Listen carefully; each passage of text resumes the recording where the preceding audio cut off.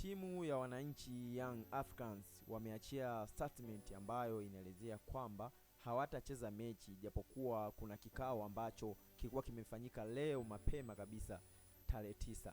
Kulingana na maelezo ya Yanga, msimamo wao uko pale pale, dabi haitachezwa mpaka watakapopata majibu sahihi ni kwa nini waliahirisha ule mchezo wa kwanza ambao itakiwa wacheze na wekundu wa Msimbazi Simba.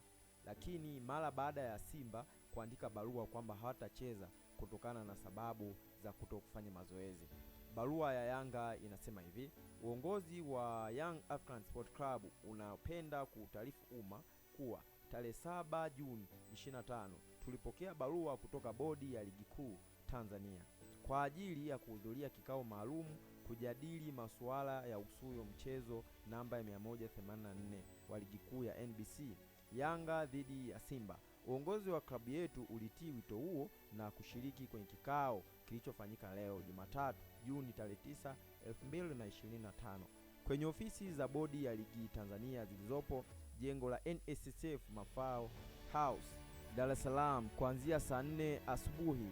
Baada ya majadiliano ya saa kadhaa, viongozi wa klabu waliwasilisha msimamo wa klabu yetu kuwa hatutashiriki mchezo namba 184 uliopangwa kufanyika tarehe 15 Juni 2025 mpaka pale matakwa yetu tuliowasilisha kwa maandishi kwao yatakapotimizwa.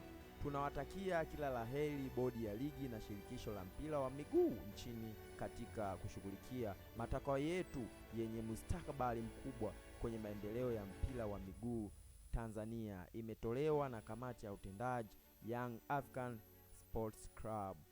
Kama barua inavyosomeka, Yanga hawapo tayari kucheza dabi mpaka pale watakapopata majibu.